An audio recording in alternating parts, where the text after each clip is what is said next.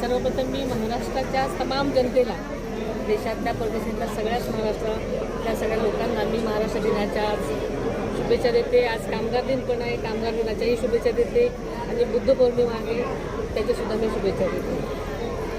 खरं तर हा माझ्यासाठी खूप भावनिक क्षण आहे. आज मी झेंडावंदन केलेलं आहे आणि बीडच्या जनतेला एवढंच मी सांगू इच्छिते